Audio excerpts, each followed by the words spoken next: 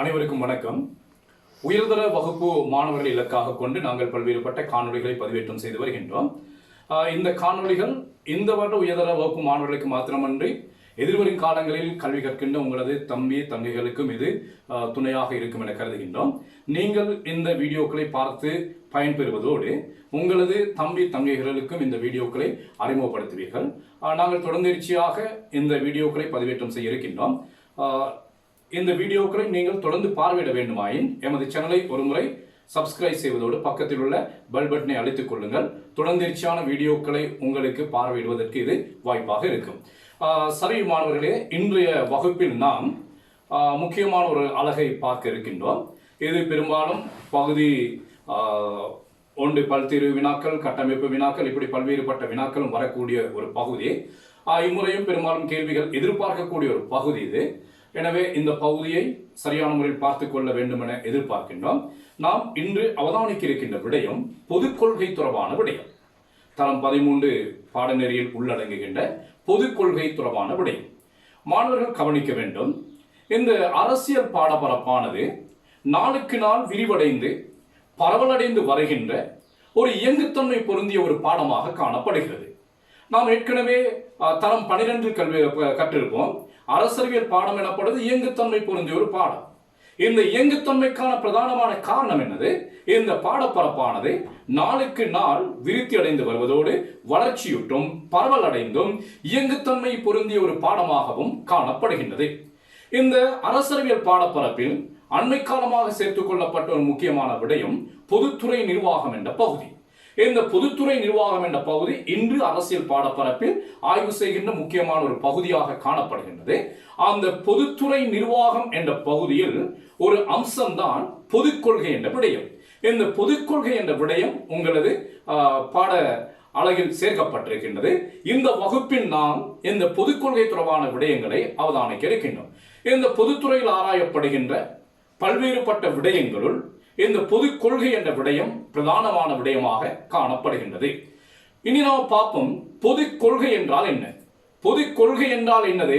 பொதுக் கொள்கை எனப்படுவது அரசாங்கத்தினது ஒரு வழிகாட்டி.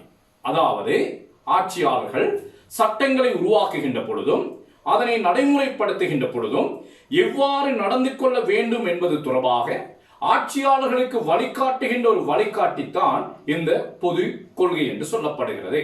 இந்த பொதுக் கொள்கை தொடர்பாக பல்வேறுபட்ட அறிஞர்கள் பலவிதமான வரைவிலக்கணங்களை முன்வைத்திருக்கின்றார்கள். அது முதலாவது கவனிங்க. தோமஸ் ஆர் டை என்பவர் சொல்றாரு, அரச கொள்கை என்பது அரசாங்கம் என்ன செய்கின்றது, அரசாங்கம் அவற்றை ஏன் செய்கின்றது மற்றும் அதனூடாக எத்தகைய மாற்றத்தை ஏற்படுத்துகின்றது என்பன போன்ற விடயங்களை விளக்குவது பொதுக் கொள்கை ஆகும். கவனியுங்கள். அரச கொள்கை என்பது அரசாங்கம் என்ன செய்கிறது, அரசாங்கம் அவற்றை ஏன் செய்கின்றது மற்றும் அதனூடாக எத்தகைய மாற்றத்தை எதிர்பார்க்கின்றது என்பன தொடர்பான விடயங்களை விளக்குகின்ற ஒரு கொள்கைதான் பொதுக் கொள்கை.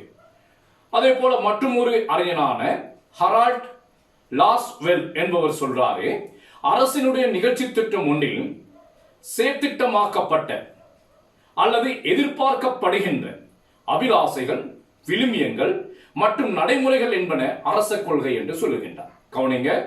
அரசினுடைய நிகழ்ச்சி திட்டம் ஒன்றில் செயற்திட்டமாக்கப்பட்ட அல்லது எதிர்பார்க்கப்படுகின்ற அபிலாசைகள், விழுமியங்கள் மற்றும் நடைமுறைகள் என்பன அரச கொள்கை என இவர் குறிப்பிடுகின்றார். அதே போல ஜேம்ஸ் என்ட்ரன்சன் என்பவர் சொல்றாரு, பொதுமக்களின் கவனத்திற்குட்பட்ட பிரச்சனை ஒன்றை தீர்த்துக் கொள்வதற்கு சர்வதிகாரமிக்க செயற்பாட்டாளர் ஒருவர் அல்லது பலர் அறிவுபூர்வமாக முன்னெடுக்கும் செயற்பாடுகள் அரச கொள்கை ஆகும். அதே போல மற்றும் ஒரு அறிஞரான பிகிலேண்ட் அவர் குறிப்பிடுகின்றார், பொதுக் கொள்கை எனப்படுவது அரசாங்கத்தினால் உருவாக்கப்படுகிறது.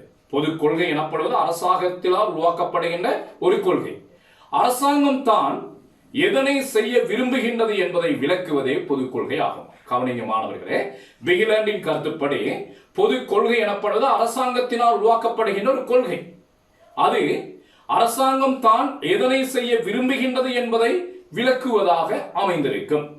இதன் அடிப்படையில் பார்க்கின்ற பொழுது, மேற்கூறப்பட்ட வரைவிலக்கணங்களின் அடிப்படையில் பார்க்கின்ற போது, பொது கொள்கை எனப்படுவது, பொது கொள்கையானது அரசாங்கம் என்ன செய்ய வேண்டும், அதனை எவ்வாறு செய்ய வேண்டும், எப்படி செய்ய வேண்டும் என்பது பற்றி விளக்குகின்ற ஒரு கொள்கை பொது கொள்கை ஆகும். கவனிங்க, பொது கொள்கை எனப்படுவது அரசாங்கம் என்ன செய்ய வேண்டும், அதனை எவ்வாறு செய்ய வேண்டும், எப்படி செய்ய வேண்டும் என்பது பற்றி விளக்குகின்ற ஒரு கொள்கை பொது கொள்கை ஆகும்.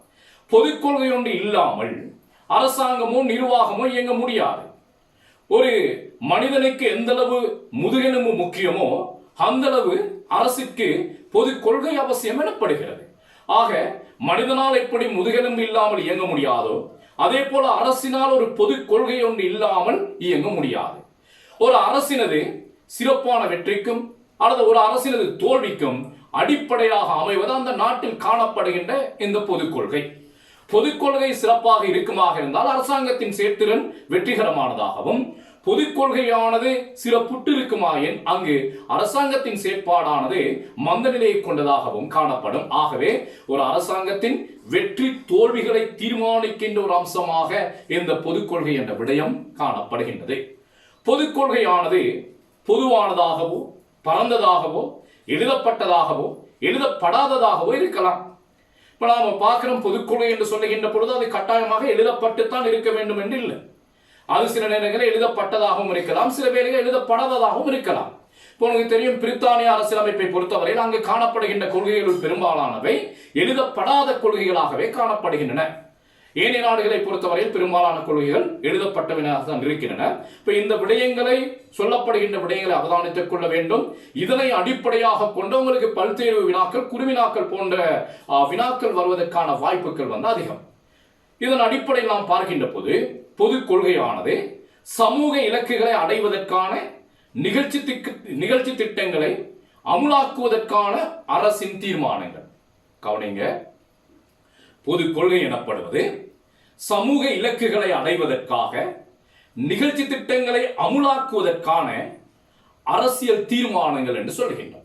அவ அரசினால் எடுக்கப்படுகின்ற ஒரு வகையான தீர்மானம் தான் இந்த பொது கொள்கை. இந்த பொது கொள்கையை அடிப்படையாக கொண்டுதான் அரசு தொழிற்பட்டு வருகின்றது. அவ இதுவரையும் நாம் பார்த்திருக்கின்றோம். பொது கொள்கை என்றால் என்னன்னு சொல்லி பார்த்தோம்.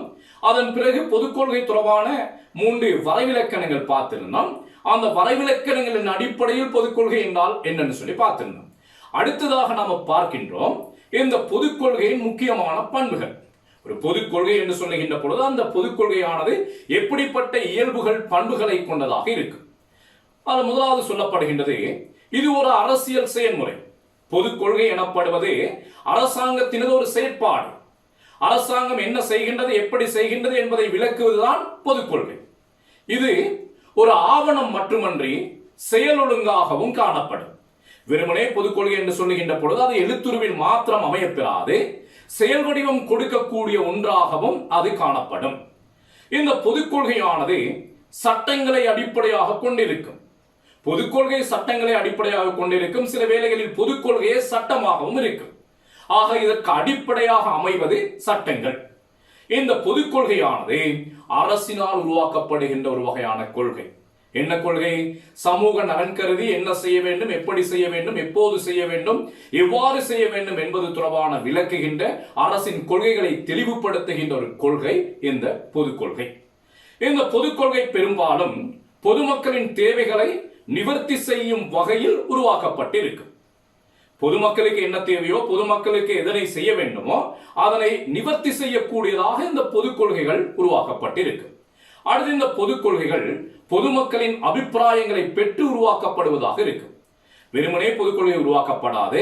பெரும்பாலான பொது கொள்கைகள் பொதுமக்களின் அபிப்பிராயங்களை பெற்று உருவாக்கப்பட்டவைகளாக இருக்கு. அடுத்து இந்த பொது கொள்கைகள் நீதிமன்ற கண்காணிப்புக்குட்பட்டிருக்கும். இது அரசியலமைப்புக்கு உகந்ததா இல்லையா என்பது தொடர்பாக, அல்லது அடிப்படை உரிமைகள் ஏதாவது மீறப்பட்டிருக்கின்றது என்பது தொடர்பான விடயங்களுக்கு நீதிமன்ற கண்காணிப்புக்குட்பட்டதாக இந்த பொது கொள்கை காணப்படும். இந்த பொது கொள்கையானது அரசு எதனை அடைய விரும்புகின்றது என்பதை தெளிவுறுத்துவதாக அமைந்திருக்கு. அரசு எதனை அடைய விரும்புகிறது அதனை நாம் சொல்வோம் இலக்கு. எனவே இந்த பொது கொள்கையானது ஏதாவது ஒரு இலக்கை அடிப்படையாக கொண்டு உருவாக்கப்பட்டிருக்கு.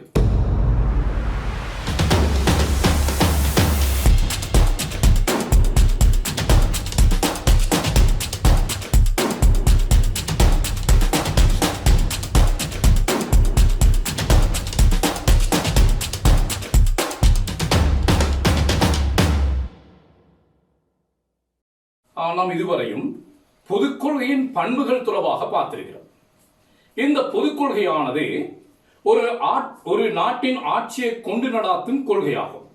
நாம் ஏற்கனவே பார்த்ததை போன்று பொதுக் கொள்கையானது ஒரு நாட்டின் ஆட்சியை கொண்டு நடாத்தும் கொள்கையாகும். ஒரு நாட்டின் ஆட்சியை கொண்டு நடாத்துவதற்காக 3 வகையான கொள்கைகள் உருவாக்கப்படுகின்றன. ஒன்று அரசியல் கொள்கை, பொருளாதார கொள்கை, சமூக கொள்கை. கவனியுங்கள் மாணவர்களே, பொதுக் கொள்கையானது ஒரு நாட்டின் ஆட்சியை கொண்டு நடாத்துவதற்கான கொள்கை. அந்த கொள்கை பிரதானமாக 3 வழிகளில் உருவாக்கப்படுகின்றது அல்லது 3 வகைகளாக காணப்படுகின்றன. ஒன்று அரசியல் கொள்கை, 2 பொருளாதார கொள்கை, 3 சமூக கொள்கை.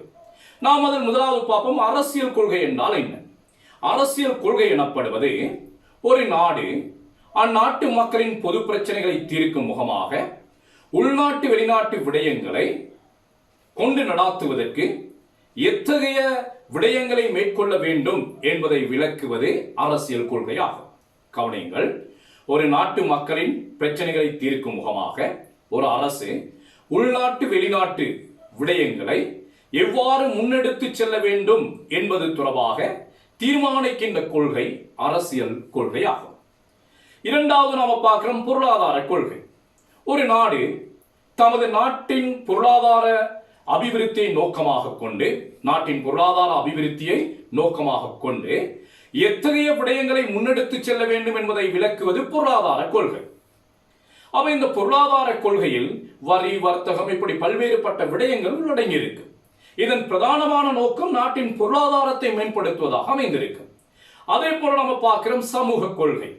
இன்று உலகில் காணப்படுகின்ற பெரும்பாலான அரசுகள் பல்லின கலாச்சாரத்தன்மை கொண்ட அரசுகளாக காணப்படுகின்றன. அந்த பல்லின கலாச்சாரத்தன்மை கொண்ட அரசுகளில் மக்கள் மத்தியில் இன ஒருமைப்பாட்டையும் இன நல்லிணக்கத்தையும் இன ஐக்கியத்தையும் ஏற்படுத்தும் முகமாக உருவாக்கப்படுகின்ற கொள்கை சமூக கொள்கை. கவனிங்க, சமூக கொள்கை எனப்படுவது ஒரு நாட்டில் வாழுகின்ற மக்கள் மத்தியில் இன ஐக்கியத்தையும் இன நல்லிணக்கத்தையும் இன ஒருமைப்பாட்டையும் ஏற்படுத்தும் முகமாக முன்னெடுத்து செல்லப்படுகின்ற கொள்கை சமூக கொள்கை ஆகும். அவ நாம ஒரு நாட்டின் ஆட்சியை கொண்டு நடாத்துகின்ற 3 வகையான கொள்கை சம்பந்தமா பார்த்திருந்தோம். அரசியல் கொள்கை, பொருளாதார கொள்கை, சமூக கொள்கை. இந்த கொள்கைகளை உருவாக்குவதற்கு அரசியல் கொள்கையா இருக்கலாம், சமூக கொள்கையா இருக்கலாம், பொருளாதார கொள்கையா இருக்கலாம். இந்த கொள்கையை உருவாக்குவதற்கு சில தரவுகள் தேவைப்படுகின்றன அல்லது பல்வேறுபட்ட தகவல்கள் தேவைப்படுகின்றன. அந்த தகவல்களை பெற்றுக்கொள்வதற்காக கொள்கை உருவாக்குனர்கள் பல்வேறுபட்ட முறைகளை கையாளுகின்றார்கள். கவனிங்க, கொள்கையை 3ஆக வகைப்படுத்தியிருந்தோம். அந்த கொள்கையை சரியான முறையில் உருவாக்கணும்னு சொன்னால் கொள்கை உருவாக்குவதற்கு பல்வேறுபட்ட தகவல்கள் தேவை. அந்த தரவுகளையும் தகவல்களையும் அடிப்படையாக கொண்டுதான் கொள்கை வல்லுநர்கள் கொள்கைகளை உருவாக்குகின்றார்கள். அந்த தகவல்களை பெற்றுக்கொள்கின்ற முறையை பிரதானமாக 2ஆக வகைப்படுத்தி நோக்கலாம். 1 உள்ளக தகவல் முறைமை, 2 வெளியக தகவல் முறைமை. சரி, அவ உள்ளக தகவல் முறைமை எனப்படுவது கொள்கை உருவாக்கத்தில் அரசு திணைக்களங்களில் காணப்படுகின்ற அறிக்கைகள், மதிப்பீடுகள், வருமான சான்றிதழ்கள் போன்ற ஆவணங்களில் இருந்து பெற்றுக் கொள்ளப்படுகின்ற தகவல்கள் உள்ளக தகவல்கள் ஆகும். கவனிங்க, ஒரு நாட்டின் அரச திணைக்களங்களில் காணப்படுகின்ற அல்லது கூட்டுத்தாபனங்களில் காணப்படுகின்ற அறிக்கைகள், மதிப்பீடுகள், வருமான சான்றிதழ்கள் போன்ற ஆவணங்களில் இருந்து பெற்றுக்கொள்ளக்கூடிய தகவல்கள் உள்ளக தகவல்கள் ஆகும். அதே போல நாம பார்க்கிறோம், இந்த அரச நிறுவனங்களில் இருந்து பெறப்படுகின்ற தரவு மாத்திரம் போதாது. அரச நிறுவனங்களுக்கு வெளியில் என்ன நடக்கின்றது, அரச நிறுவனங்களுக்கு வெளியில் மக்களது அபிப்பிராயங்கள், எதிர்பார்ப்புகள் என்ன என்பது தொடர்பாகவும் அறிந்து கொள்ள வேண்டும். அதற்காக அரச நிறுவனங்களுக்கு வெளியேயும் தரவுகள் பெறப்படுகின்றன. அதை நாம் குறிப்பிடுவோம் வெளியக தகவல் முறைமை. அப்ப இது பொதுக்கொள்கை உருவாக்கத்தின் பொழுது உள்ளக தகவல் முறையினை விட வெளியக தகவல் முறை பெரிதும் பயனுள்ளதாக இருக்கும். என்ன காரணம்? உள்ளக தகவல் முறை அரசுக்கு சார்பானதாக இருக்கும். வெளியக தகவல் முறையின் ஊடாக பல்வேறுபட்ட தரப்பினரும் இருந்து தரவுகளை பெற்றுக்கொள்ளக்கூடிய ஒரு வாய்ப்பு கிடைக்கின்றது. எனவே பொதுக்கொள்கை உருவாக்கத்தின் பொழுது வெளியக தகவல் முறையும் மிக முக்கியமானதாக காணப்படுகின்றது. அப்ப வெளியக தகவல் முறை என்று சொல்லுகின்ற பொழுது நாட்டில் காணப்படுகின்ற தொழிற்சங்கங்கள், கணக்காளர் அமைப்புகள், ஊடகங்கள் மற்றும் மக்களின் அபிப்பிராயங்கள், சிவில் சமூகம் போன்றவற்றினூடாக பெறப்படுகின்ற தரவுகள் வெளியக தரவுகளாக இருக்கும். உள்ளக தகவல், வெளியக தகவல், உள்ளக தகவல் முறையில் காணப்படுகின்ற சில குறைபாடுகளை நிவர்த்திப்பதாக இந்த வெளியக தகவல் முறை அமையும். கவனிங்க மாணவர்களே, கொள்கை உருவாக்குவதற்கு தகவல் அவசியம். தகவல்களை அடிப்படையாக கொண்டுதான் கொள்கைகள் உருவாக்கப்படுகின்றது. இந்த தகவல்களை எவ்வாறு பெற்றுக் கொள்கின்றார்கள்? இரண்டு வழிகளில் பெற்றுக் கொள்கின்றார்கள். ஒன்று உள்ளக தகவல் முறை, மற்றது வெளியக தகவல் முறை. உள்ளக தகவல் முறை எனப்படுவது என்னது? அரச நிறுவனங்கள், திணைக்களங்கள், கூட்டுத்தாபனங்கள் போன்றவற்றில் இருந்து பெறப்படுகின்ற தகவல்கள். வெளியக தகவல் எனப்படுவது அரச நிறுவனங்களுக்கு வெளியே காணப்படுகின்ற தொழிற்சங்கங்கள், சிவில் சமூகம், கணக்காளர் அமைப்புகள், அரச சார்பற்ற நிறுவனங்கள் என்பவற்றில் இருந்து பெறப்படுகின்ற தரவுகள் வெளியக தகவல்கள். ஆக கொள்கை உருவாக்கத்தின் பொழுது இரண்டு தரவுகளும் பெற்றுக் கொள்ளப்பட்டாலும் உண்மையில் உள்ளக தகவல் முறையில் காணப்படுகின்ற குறைபாடுகளை நிவர்த்திப்பதாக இந்த வெளியக தகவல் முறை காணப்படுகிறது. அடுத்து நாம் பார்க்கிறோம். அப்போ நாம் இங்க பார்த்திருந்தோம் கொள்கை உருவாக்கத்தின் பொழுது தகவல் எந்த அளவு முக்கியம், அந்த தகவல்களை பெற்றுக்கொள்கின்ற வழிமுறைகள் தொடர்பாக பார்த்திருந்தோம். இனி நாம் பார்க்கிறோம் இந்த அரச கொள்கை கற்கையின் பின்னணி. இந்த அரச கொள்கையானது எதற்காக கற்கப்படுகின்றது? உங்களுக்கு தெரியும், அரசியல் பாடத்தின் வளர்ந்து வருகின்ற ஒரு அங்கமாக பொதுத்துறை நிர்வாகம் காணப்படுகிறது. ஏன் அந்த பொதுத்துறை நிர்வாகம் காணப்படுகின்றது? இன்று உலகில் காணப்படுகின்ற எல்லா அரசுகளுமே சமூக நல அரசுகள், மக்கள் நலனை அடிப்படையாக கொண்டு தோற்றுவிக்கப்பட்ட அரசுகள். அரசுகளின் பிரதானமான நோக்கமே சமூக நலன் அல்லது சேம நலன். அரசு மக்களுக்கு தேவையான பல்வேறுபட்ட சேவைகளை வழங்கி வருகிறது. மக்களின் பல்வேறுபட்ட தேவைகளை பூர்த்தி செய்து வருகிறது. இந்த தேவைகளையும் சேவைகளையும் பூர்த்தி செய்வதற்காக பொதுத்துறையினர் செயற்பட்டு வருகின்றார்கள். ஆக இந்த அரசியல் பாடத்தில் அந்த பொதுத்துறையினரோடு சம்பந்தப்பட்ட பொதுத்துறை நிர்வாகம் என்ற கற்கை 1887 ஆண்டு அமெரிக்க ஜனாதிபதி வூட்ரோ வில்சன் எழுதிய கட்டுரையினை தொடர்ந்து அரசியலில் முக்கியத்துவம் பெற்ற ஒரு விடயமாக மாறி வந்திருக்கின்றது. அந்த பொதுத்துறையில் ஒரு அங்கமாக இன்று கொள்கை உருவாக்கம் அல்லது அரச கொள்கை என்ற விடயம் முக்கியத்துவம் பெற்று வந்திருக்கின்றது. இந்த அரச கொள்கை தொடர்பான விடயங்கள், பொதுத்துறை நிர்வாகம் எப்படி அமெரிக்காவில் ஆரம்பிக்கப்பட்டதோ அதே போல இந்த அரச கொள்கை தொடர்பான விடயங்களும் முதலாக அமெரிக்க பல்கலைக்கழகங்களிலே அறிமுகமானது. அதனைத் தொடர்ந்து ஐரோப்பிய நாடுகளுக்கும் ஏனைய மூன்றாம் மண்டல நாடுகளுக்கும் இந்த கொள்கை உருவாக்கம் தொடர்பான கற்கை நெறிகள் விஸ்தரிக்கப்பட்டது. இந்த கொள்கை உருவாக்க கற்கை நெறியில் ஆட்சியாளர்களின் பணிகள் என்னது, ஆட்சியாளர்கள் எவ்வாறு கொள்கைகளை உருவாக்க வேண்டும், கொள்கைகளை உருவாக்குகின்ற பொழுது கடைபிடிக்க வேண்டிய முறைகள் என்பன தொடர்பான பல்வேறுபட்ட விடயங்கள் எடுத்துக்காட்டப்படுகின்றது. அதன்படி கொள்கை நடைமுறைப்படுத்தலானது ஒரு தொழில்நுட்பம் சார் செயல்முறையாக காணப்படுகிறது. கொள்கை நடைமுறைப்படுத்துவது ஒரு தொழில்நுட்பம் சார் செயல்முறை. அது எல்லோராலையும் முடியாது. அதை செய்வது யாரு? பொதுத்துறை வல்லுநர்கள், பொதுத்துறை நிர்வாகிகள். எனவே பொதுத்துறை நிர்வாகிகளினால நடைமுறைப்படுத்துகின்ற ஒரு தொழில்நுட்பம் சார் விடயமாக இந்த கொள்கையானது காணப்படுகின்றது. அப்ப அதன் அடிப்படையில் பார்க்கின்ற பொழுது நிர்வாகத்திற்கு அரசியல்வாதிகளினதும் பொதுமக்களினதும் அழுத்தங்கள் இருக்கக்கூடாது. நிர்வாகம் ஒன்று செய்கின்ற பொழுது அந்த நிர்வாகத்திற்கு பொதுமக்களதோ அரசியல்வாதிகளதோ அழுத்தங்கள் இருக்கக்கூடாது. இவ்வாறு அழுத்தங்கள் இல்லாமல் பொதுப்பணியாளர்கள் தமது கடமைகளை செய்கின்ற பொழுதுதான் அந்த பொதுப்பணியானது சிறப்பான முறையில் அமையக்கூடியதாக இருக்கும். இந்த அரச கொள்கை வகுத்தல் என்னும் செயல்முறைக்கும் கொள்கையை நடைமுறைப்படுத்தல் என்னும் நிர்வாக செயல்முறைக்கும் இடையில் நெருக்கமான தொடர்பு காணப்படுகின்றது. கொள்கை உருவாக்கம், கொள்கை நடைமுறை. கொள்கை உருவாக்குவது பொதுவாக ஆட்சியாளர்களாக இருப்பார்கள், அதனை நடைமுறைப்படுத்துவது நிர்வாகிகளாக இருப்பார்கள். ஆக இந்த கொள்கை உருவாக்கத்திற்கும் கொள்கை நடைமுறைக்கும் இடையில் ஒரு நெருக்கமான தொடர்பு காணப்படுகின்றது. அதன் விளைவாக அரசறிவியலின் ஒரு உபத்துறையாக இந்த அரச கொள்கை என்ற விடயம் முதன்மை பெற்று காணப்படுகிறது. பார்க்கிறோம், கொள்கை உருவாக்கத்திற்கும் அரச நடைமுறைக்கும் இடையில் நெருக்கமான தொடர்பு காணப்படுகின்றது. எனவே அதன் பயனாக, அதன் விளைவாக அரசறிவியலில் ஒரு உபத்துறையாக இந்த கொள்கை என்ற விடயம் காணப்படுகின்றது. இந்த அரசியல் கற்கை நெறியில் காணப்படுகின்ற கொள்கைகளை இருவிதமாக வகைப்படுத்தி நோக்குவார்கள். ஒன்று, கொள்கை சார் கற்கை. அரசியல் கொள்கைகளை இரண்டாக வகைப்படுத்தி நோக்கிறோம். அரசியல் கற்கை கொள்கைகளை இரண்டாக வகைப்படுத்தி நோக்கிறோம். ஒன்று கொள்கை சார் கற்கை. அரச கொள்கை ஒன்று வெற்றி அளிப்பதற்கு அல்லது தோல்வி அடைவதில் செல்வாக்கு செலுத்துகின்ற நிபந்தனைகள் யாவை, கொள்கை சார்ந்த பிரச்சனைகள் எவ்வாறு தோற்றம் பெறுகின்றன, அவை அரசியல் நிகழ்ச்சி நிரலுக்கு உட்படுத்துவது எவ்வாறு போன்ற விடயங்களை முதன்மைப்படுத்தி கற்பதை கொள்கை சார் கற்கை என்று சொல்வோம். அவ அரசியல் கொள்கை கற்கையின் இரண்டு விடயங்கள் பார்த்திருந்தோம். அதில் முதலாவது விடயம் பார்க்கிறோம், கொள்கை சார் கற்கை. என்ன கொள்கை சார் கற்கைன்னு சொன்னால், அரசாங்க கொள்கை ஒன்று வெற்றி அளிப்பதற்கு அல்லது தோல்வி அடைவதற்கு செல்வாக்கு செலுத்துகின்ற காரணிகள் யாவை, கொள்கை சார்ந்த பிரச்சனைகள் யாவை, அவை எவ்வாறு தோன்றுகின்றன, அவை அரசியல் நிகழ்ச்சிகளுக்கு உட்படுத்துவது எவ்வாறு போன்ற விடயங்களை முதன்மைப்படுத்தி ஆராய்வது கொள்கை சார் கற்கை. அதே போன்று அரச கொள்கையினுள் மேற்கொள்ளப்படும் கற்கை. கற்கை இரண்டா பிரிக்கிறோம். அரச கொள்கையினுள் மேற்கொள்ளப்படும் கற்கை.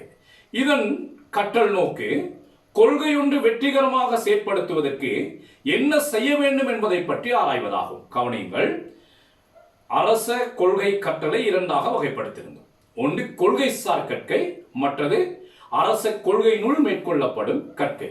இதற்கான விளக்கத்தை நாம பார்த்திருந்தோம். இந்த விடயங்களை மீண்டும் ஒரு முறை பார்த்துக் கொள்ளுங்கள். அடுத்ததாக நாம பார்க்கிறோம் அரச கொள்கையுடன் தொடர்புடைய எண்ண கருக்கள். அரச கொள்கையுடன் தொடர்புடைய எண்ண கருக்கள். ஆனால் முதலாவது நாம பார்க்கிறோம் கொள்கை பகுப்பாய்வு. அரச கொள்கையுடன் தொடர்புடைய எண்ண கருக்கள். இது குறு வினாக்களுக்கும் வரலாம், பல்வேறு வினாக்களுக்கும் வரலாம், கட்டமைப்பு வினாக்களுக்காகவும் வரலாம். இது நாம பார்க்கிறோம் அரச கொள்கை தொடர்பான எண்ண கருக்கள். அதில் முதலாவது கொள்கை பகுப்பாய்வு. அரசாங்கத்தின் செயற்பாடுகள் மீது செல்வாக்கு செலுத்தும் காரணிகள், அவற்றின் விளைவுகள் என்பவற்றை விபரித்தல், தெளிவுபடுத்தல் கொள்கை பகுப்பாய்வு ஆகும். கவனிங்க, அரசாங்க செயற்பாடுகள் மீது செல்வாக்கு செலுத்துகின்ற காரணிகள், அரசாங்க செயற்பாட்டின் விளைவுகள், அந்த விளைவுகளை விபரித்தல் அல்லது அதனை தெளிவுபடுத்தல் போன்ற செயல்முறைகளை நாம் சொல்லுவோம் பகுப்பாய்வு. பகுப்பாய்வு அப்படின்னு சொன்னால் என்னது? ஒரு விடயத்தின் சாதக பாதக விடயங்களை ஆய்வு செய்வது பகுப்பாய்வு. அப்ப இங்க அரசு செயற்பாடுகளின் சாதக பாதக விடயங்களை ஆய்வு செய்வதை நாம சொல்வோம் கொள்கை பகுப்பாய்வு என்று சொல்லுவோம். அப்ப இந்த பகுப்பாய்வின் அடிப்படையில் எடுகோள்களை உருவாக்குதலும் இத்துறையில் மேற்கொள்ளப்படுகிறது. இதன் ஊடாக ஆய்வுகளை மேற்கொண்டு தகவலை பெற்று அந்த தகவல்களின் ஊடாக கொள்கைகளை பகுப்பாய்வு செய்கின்ற ஒரு முறை இடம்பெற்று வருகிறது. அடுத்து நாம பார்க்கிறோம் கொள்கை ஆலோசனை. கொள்கை ஆலோசனை இது ஒரு அரசியல் சார்ந்த செயல்முறை.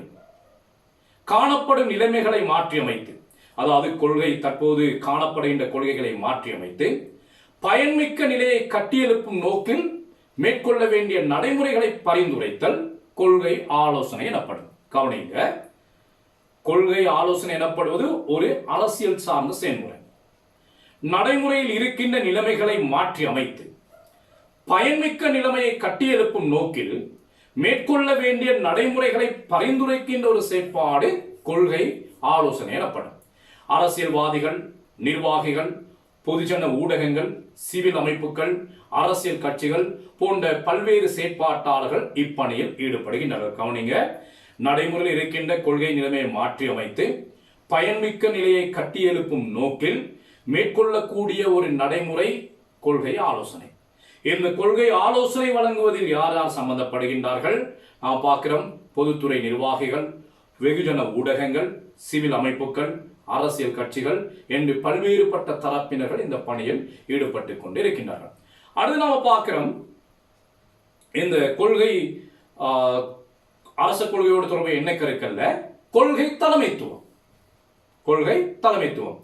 தனி நபர் ஒருவர் அல்லது குழுக்கள் பிரச்சனை ஒன்று தொடர்பில், தனி நபர் ஒருவர் அல்லது பல குழுக்கள் பொது பிரச்சனை ஒன்று தொடர்பில் அரசின் கவனத்தை ஈர்ப்பதன் மூலம் கொள்கை தலைமைத்துவம் உருவாகுகிறது. ஏதாவது ஒரு பிரச்சனை தொடர்பாக தனி ஒரு நபரோ அல்லது ஒரு குழுவோ சேர்ந்து தமது அபிப்பிராயத்தை வெளிப்படுத்துகின்ற பொழுது அங்கு ஒரு வகையான தலைமைத்துவம் உருவாகுகிறது.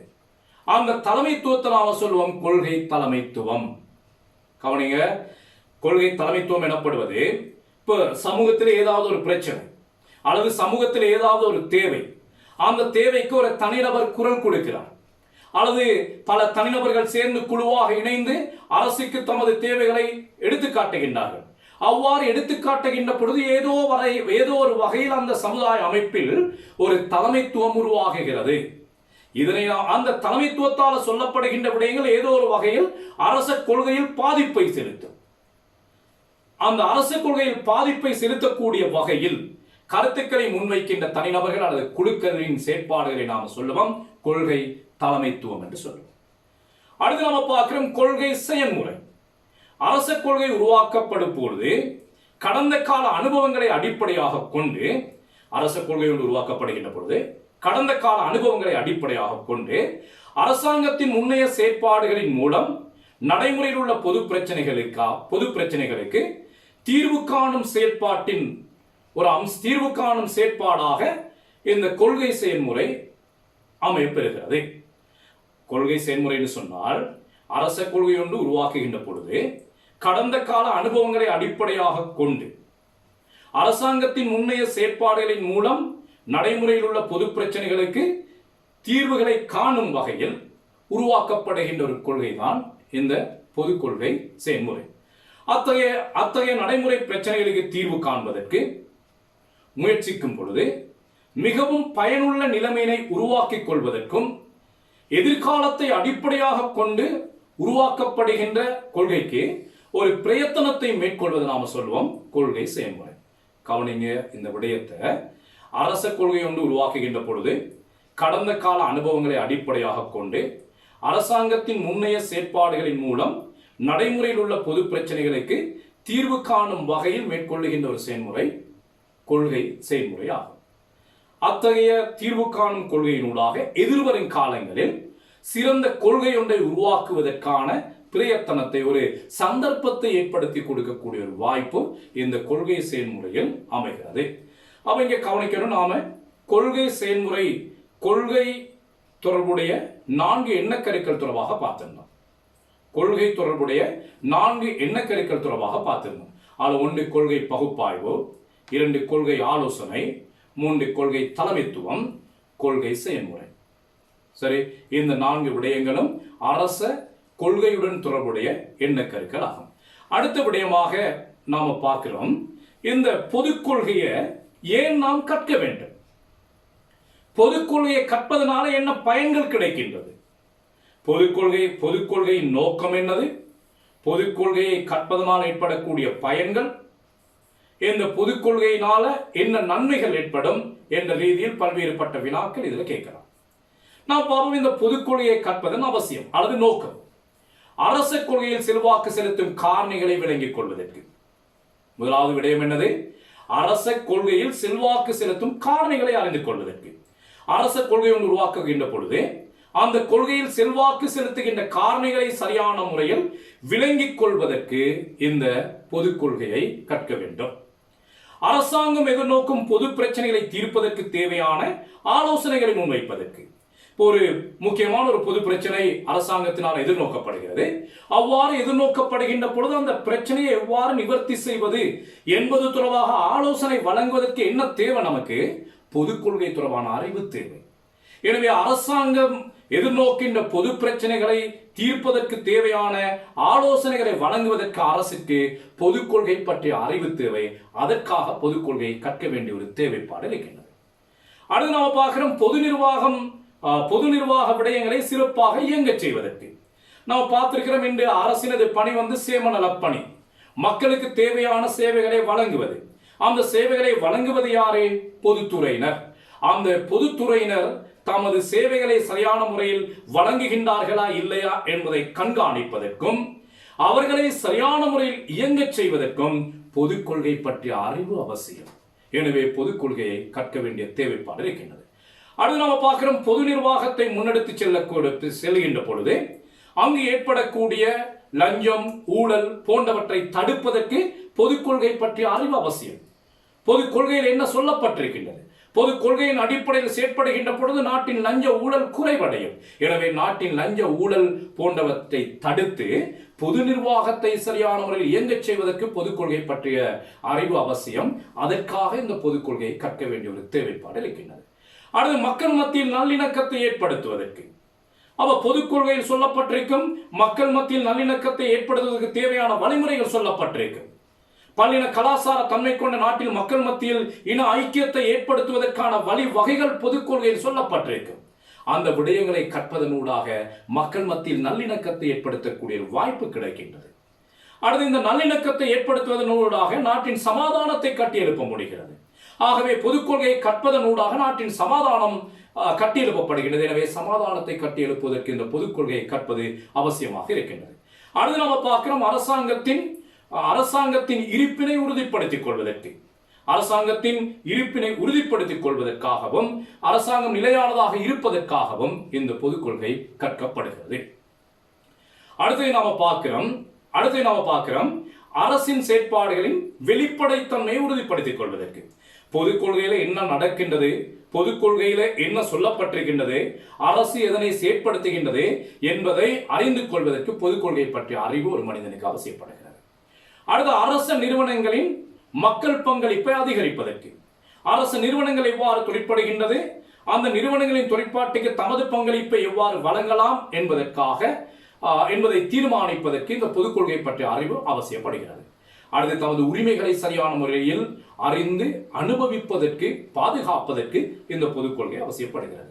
அடுத்து நாம பார்க்கிறோம், பொது நிர்வாகத்தை வினைத்திறனுடையதாக மாற்றுவதற்காக பொது கொள்கை பற்றிய அறிவு அவசியப்படுகின்றது. வினைத்திறன் அப்படின்னு சொன்னால் என்னது? ஒரு நிறுவனத்தில் காணப்படுகின்ற வளங்களையும் நேரத்தையும் சரியான முறையில் உச்சளவில் பயன்படுத்துவது நாம சொல்லுவோம் வினைத்திறன் என்று சொல்லுவோம். இருக்கின்ற வளங்களை உச்சளவில் பயன்படுத்துவது வினைத்திறன் என்று சொல்லுவோம். அந்த வினைத்திறனை ஏற்படுத்துவதற்கு பொது கொள்கை பற்றிய அறிவு ஒரு மனிதனுக்கு அவசியப்படுகிறது. எனவே அதற்காக பொது கொள்கையை கற்க வேண்டிய ஒரு தேவைப்பாடு இருக்கின்றது. நாம் இதுவரையும் பார்த்த விடயங்கள் பொது கொள்கையை கற்பதன் நோக்கம் அல்லது பொது கொள்கையை கற்பதனால் ஏற்படக்கூடிய பயன்கள் தொடர்பாக. அடுத்து நாம் பார்க்கிற முக்கியமான விடயம், பெரும்பாலும் வினாக்கள் வரக்கூடிய ஒரு பகுதி, பொது கொள்கை வட்டம். இந்த பாடப்பரப்பில் அடுத்து பார்க்க வேண்டிய முக்கியமான விடயம் பொது கொள்கை வட்டம். இந்த கொள்கை உருவாக்க செயல்முறை நாம் ஏற்கனவே பார்த்திருந்த அந்த கொள்கை உருவாக்க செயல்முறை உள்ளக வெளியக தகவல்களை அடிப்படையாக கொண்டு உருவாக்கப்படுகிறது. அந்த உள்ளக வெளியக தகவல்களை அடிப்படையாக கொண்டு உருவாக்கப்படுகின்ற அந்த கொள்கையானது உருவாக்கப்பட்ட கொள்கை நடைமுறைப்படுத்தும் வரையில் பல்வேறுபட்ட பருவங்களை கொண்டதாக காணப்படுகின்றது. இந்த கொள்கை உருவாக்க பருவங்கள் ஒரு சுழற்சி முறையில் தொடர்ந்தெரிச்சியாக இடம்பெற்றுக் கொண்டே இருக்கு. அவ்வாறு இடம்பெறுவதை நாம் சொல்லுவோம் கொள்கை வட்டம் என்று சொல்லுவோம். கவனிங்க, கொள்கை உருவாக்குகின்ற செயல்முறை அது மக்களை சென்றடைகின்ற வரையில் பல்வேறு பருவங்களை கொண்டு காணப்படும். அந்த பருவங்கள் ஒரு சுழற்சி முறையில் தொடர்ந்தேர்ச்சியாக இடம்பெற்ற வண்ணம் இருக்கு. அந்த சுழற்சி முறையான அந்த பருவ சுற்றோட்டத்தை நாம் பொது கொள்கை வட்டம் என்று அடையாளப்படுத்துவோம். அவையை நாம் பார்க்கிறோம், நிறுவனம் ஒன்றின் பணியாளர்களின் செயற்திறன், கொள்கையின் பெருவேற்றை மதிப்பிடுதல், கொள்கையில் மாற்றங்களை ஏற்படுத்துதல், கொள்கையை நிறைவு செய்தல் போன்ற படிமுறைகள் இதில் அடங்கும். இந்த படிமுறைகள் அனைத்தும் ஒரு சுழற்சி முறையில் தொடர்ந்தெரிச்சியாக இடம்பெற்றுக் கொண்டிருக்கும். இது நாம சொல்லுவோம் பொது கொள்கை வட்டம் என்று சொல்லுவோம். இந்த பொது கொள்கை வட்டம் எவ்வாறு இடம்பெறுகிறது அப்படிங்கிறத நாம அடுத்த விடயத்தினூடாக பார்க்கிறோம். இது ஒரு வட்ட வடிவான ஒரு விடயத்தினூடாக நாம இதனை பார்க்கக்கூடியதாக இருக்கும். இந்த பொது கொள்கை வட்டம், இந்த பொது கொள்கையானது எவ்வாறு வட்ட வடிவில் நடைபெறுகின்றது என்று நாம பார்க்கிற முன்பு ஒரு பொது பிரச்சனை உண்டு.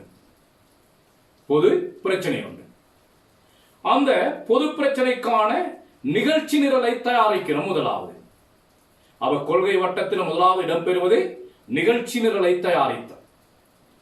2 கொள்கை வகுப்பு அல்லது கொள்கை உருவாக்கம். இரண்டாவது நாம பார்க்கிறோம் கொள்கை வகுப்பு அல்லது கொள்கை உருவாக்கம். 3 கொள்கையை நடைமுறைப்படுத்துதல். 4 கொள்கையை மதிப்பீடு செய்தல். 5 கொள்கையை மீளாய்வு செய்தல். 6 கொள்கைகளை நிறைவு செய்தல். கவனியுங்கள் மாணவர்களே, இந்த விடயங்களை ஒரு முறை மனனம் செய்து கொள்ளுங்கள். கொள்கை வட்டத்தில் இடம்பெறுகின்ற முக்கியமான படிமுறை: 1 நிகழ்ச்சி நிரலை தயாரித்தல். 2 கொள்கையை வகுத்தல் அல்லது உருவாக்குதல். 3 கொள்கையை நடைமுறைப்படுத்துதல். 4 நடைமுறைப்படுத்தப்பட்ட கொள்கையை மதிப்பீடு செய்தல். மதிப்பீடு செய்த கொள்கையை மீளாய்வு செய்தல்.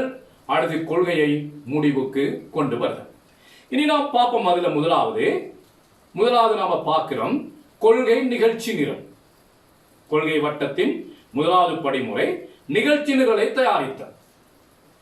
நிகழ்ச்சி நிரல் எனப்படுவது ஒரு குறிப்பிட்ட கால எல்லையினுள் அரசு அதிகாரிகள் கவனம் செலுத்தப்பட வேண்டிய விடயங்கள் அல்லது பிரச்சனைகளை பட்டியலிடுதல். இப்ப நம்ம பார்க்கிறோம் ஒரு நாட்டில் என்னென்ன விடயங்கள் செய்ய வேண்டும், அல்லது ஒரு பாடசாலை எடுத்து பார்த்தோம்னு சொன்னால் பாடசாலையில் என்னென்ன விடயங்கள் செய்ய வேண்டும், என்னென்ன பிரச்சனைகள் உடனடியாக தீர்க்கப்பட வேண்டும் என்பது தொடர்பான பட்டியல் ஒன்றை தயாரித்தலை நாம் சொல்லுவோம் கொள்கை நிகழ்ச்சி நிரலை தயாரித்தல். அந்த இரண்டாவது நாம பார்க்கிறோம் கொள்கை வகுப்பு. அந்த நிகழ்ச்சி நிரலுக்கு அமைய கடந்த கால பிரச்சனைகளுக்கு தீர்வு காண்பதும் எதிர்காலத்தில் தோன்ற இருக்கும் பாதகமான நிலைமைகளை தடுத்துக் கொள்வதற்கு ஏற்ற வகையில் சட்டங்களை பிறப்பிப்பதை நாம சொல்லுவோம் கொள்கை வகுப்பு அல்லது கொள்கை உருவாக்கம். கடந்த கால பிரச்சனைகளுக்கு தீர்வு காணணும், எதிர்காலத்தில் தோன்ற இருக்கின்ற பாதகமான நிலைமைகளை தடுக்கணும். இவை இரண்டையும் அவதானித்து தேவையான சட்டங்களை பிறப்பிப்பதை நாம சொல்லுவோம் கொள்கை வகுப்பு அல்லது கொள்கை உருவாக்கம். இவ்வாறு உருவாக்கப்பட்ட கொள்கையை அல்லது மசோதாவை அல்லது சட்டத்தை மக்களிடையே கொண்டு செல்வதை நாம சொல்லுவோம் கொள்கையை நடைமுறைப்படுத்த. கொள்கை உருவாக்கிய கொள்கையை மக்களிடையே எடுத்து செல்கின்றோம். அதை நாம சொல்லுவோம் கொள்கையை செயற்படுத்தல் அல்லது கொள்கை நடைமுறைப்படுத்தல் என்று சொல்லுவோம். அடுத்து நாம பார்க்கிறோம் கொள்கை மதிப்பீடு. கொள்கை மதிப்பீடு எனப்படுவது அரச கொள்கை ஒன்றினால் ஏற்படுத்தக்கூடிய அல்லது அரச கொள்கையை நடைமுறைப்படுத்துகின்ற பொழுது ஏற்பட்ட சாதக பாதக விடயங்களை அல்லது அதன் கட்டற்பெயர்களை ஒரு முறை பகுப்பாய்வு செய்வதை நாம சொல்லுவோம் கொள்கை மதிப்பீடு. இதன் மூலமாக எதிர்பார்த்த விளைவுகள் நிறைவேறியுள்ளதா இல்லையா என்பது தொடர்பான விடயங்கள் ஆய்வு செய்யப்படுகிறது. அடுத்ததாக நாம பார்க்கிறோம் கொள்கை மீளாய்வு. நடைமுறைப்படுத்தப்பட்ட கொள்கை சரியான முறையில் வெற்றி அளித்திருக்கின்றதா, அந்த கொள்கையின் இலக்கு நிறைவேற்றப்பட்டுள்ளதா என்பது தொடர்பாக ஒரு மீளாய்வு பின்னூட்டலை செய்வதை நாம சொல்லுவோம் மீளாய்வு என்று சொல்லுவோம். அடுத்து நாம பார்க்கிறோம் கொள்கையை கைவிடுதல்.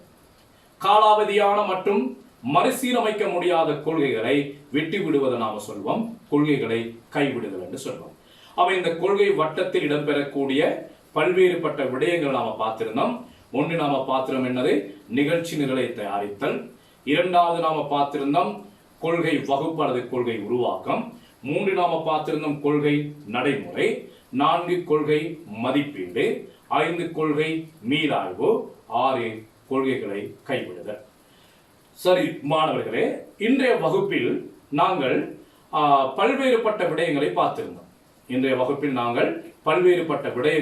பார்த்திருந்தோம். அதில் நாம முதலாவது பார்த்திருந்தோம் பொதுக்கொள்கை தொடர்பான ஒரு அறிமுகம் பார்த்திருந்தோம். பொதுக்கொள்கை என்றால் என்னன்னு சொல்லி பார்த்திருந்தோம். இரண்டாவதாக நாம பார்த்திருந்தோம் பொதுக்கொள்கை தொடர்பான சில வரைவிலக்கணங்கள், அறிஞர்களால் சொல்லப்பட்ட வரைவிலக்கணங்கள் பார்த்திருந்தோம். அந்த வரைவிலக்கணங்களை ஒரு முறை மனனம் செய்து கொள்ள வேண்டும். இங்கு 3 அறிஞர்களின் வரைவிலக்கணங்கள் சுட்டிக்காட்டப்பட்டது. அந்த வரைவிலக்கணங்களின் ஊடாக மீண்டும் ஒரு முறை பார்த்தோம் பொதுக்கொள்கை என்றால் என்னன்னு சொல்லி. அடுத்ததாக பொதுக்கொள்கையின் பண்புகள் தொடர்பாக பார்த்திருந்தோம். அடுத்து நம்ம பார்க்கிறோம் ஒரு நாட்டின் ஆட்சியை கொண்டு நடத்துகின்ற பிரதானமான கொள்கைகள் என்னென்ன கொள்கை? அரசியல் கொள்கை, பொருளாதார கொள்கை, சமூக கொள்கை. அடுத்து இந்த கொள்கை உருவாக்கத்தின் பொழுது தேவையான முக்கியமான விடயம் தரவு. அந்த தரவுகளை பெற்றுக்கொள்கின்ற வழிமுறைகள் தொடர்பாக பார்த்திருந்தோம். என்னென்ன வழிமுறை? உள்ளக தகவல் முறை, வெளியக தகவல் முறை என்ற 2 வழிமுறைகள் தொடர்பாக பார்த்திருந்தோம். அடுத்து நாம பார்க்கிறோம் அரச கொள்கை கற்கையின் பின்னணி தொடர்பாக பார்த்திருந்தோம். இது எங்கு ஆரம்பிக்கப்பட்டது, அந்த அரச கொள்கையில் என்னென்ன விடயங்கள் கற்கப்படுகின்ற இந்த பின்னணி தொடர்பாக பார்த்திருந்தோம். இந்த கற்கையில் அரச கொள்கை கற்கையின் பிரதான 2 தன்மைகளை பார்த்திருந்தோம். என்னென்ன தன்மை? ஒன்று கொள்கை சார் கற்கை, அரச கொள்கையினுள் மேற்கொள்ளப்படுகின்ற கற்கை என்று 2 விடயங்களை பார்த்திருந்தோம். அடுத்து நாம பார்த்திருந்தோம் இந்த அரச கொள்கையோடு தொடர்புடைய எண்ணக்கருக்கள். அரச கொள்கையுடன் தொடர்புடைய எண்ணக்கருக்கள் என்னென்ன கரு? ஒன்று கொள்கை பகுப்பாய்வு, கொள்கை ஆலோசனை, கொள்கை தலைமைத்துவம், கொள்கை செயல்முறை. கவனிங்க, கொள்கை பகுப்பாய்வு, கொள்கை ஆலோசனை, கொள்கை தலைமைத்துவம், கொள்கை செயல்முறை. இந்த எண்ணக்கருக்கள் தொடர்பாக பார்த்திருந்தோம். அடுத்ததாக இந்த பொது கொள்கையை கற்பதன் பயன்கள் தொடர்பாக பார்த்திருந்தோம். அடுத்து நோக்கங்கள். அடுத்தது இறுதியாக பொது கொள்கை வட்டம் சம்பந்தமாக பார்த்திருந்தோம். அந்த பொது கொள்கை வட்டத்தின் 6 படிமுறைகள். ஒன்று நிகழ்ச்சி நிரலை தயாரித்தல், கொள்கை வகுப்பு, கொள்கை நடைமுறை, கொள்கை மதிப்பீடு, கொள்கை மீளாய்வு, கொள்கை நிறைவு செய்தல் போன்ற விடயங்களை நாம் இந்த வகுப்பில் பார்த்திருந்தோம். அடுத்த வகுப்பில் இதனோடு சம்பந்தப்பட்ட இன்னும் பல்வேறுபட்ட விடயங்களை அவதானிக்க இருக்கின்றோம். நன்றி, வணக்கம்.